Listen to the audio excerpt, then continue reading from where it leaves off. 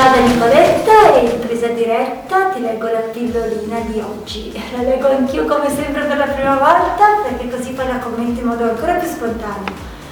Credenze e razionalità. Due bebè parlano nella placenta della mamma. Una dei due chiede all'altro: tu credi nella vita dopo il parto?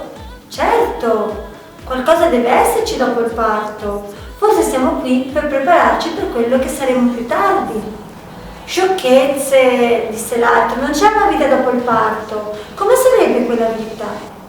Non lo so, sicuramente ci sarà più luce che qua.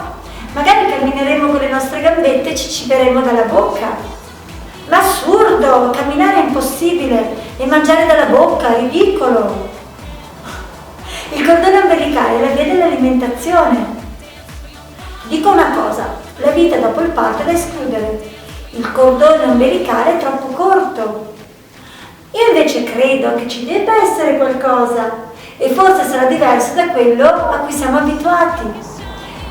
Però nessuno è tornato dall'aldilà dopo il parto è la fine della vita e in fin dei conti la vita non è altro che un'angosciante esistenza nel buio che ci porta al nulla. Che visioni diverse, Beh, io non so esattamente come sarà dopo il parto. Sicuramente vedremo la mamma e lei si prenderà cura di noi. Mamma? Tu credi nella mamma? E dove credi che sia lei ora?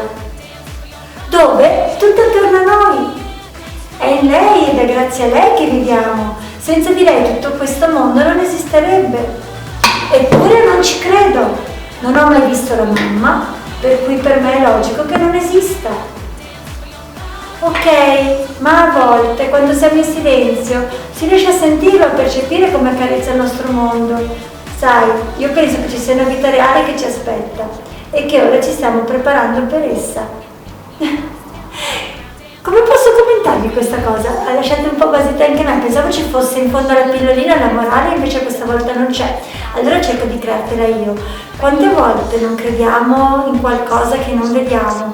Quante volte nella vita qui non crediamo che possa esserci qualcosa che va oltre noi stessi in qui e a cui siamo connessi?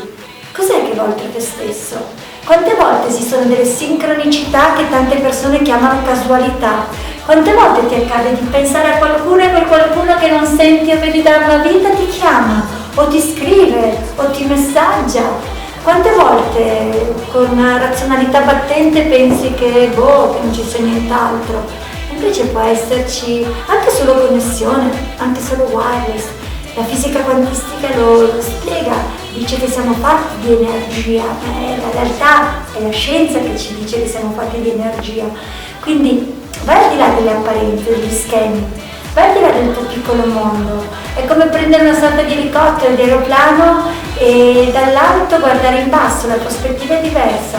Come puoi cambiare prospettiva? Cosa puoi vedere di diverso? Cosa c'è che va oltre te stesso? Anche le risposte. Ciao, ciao, ciao!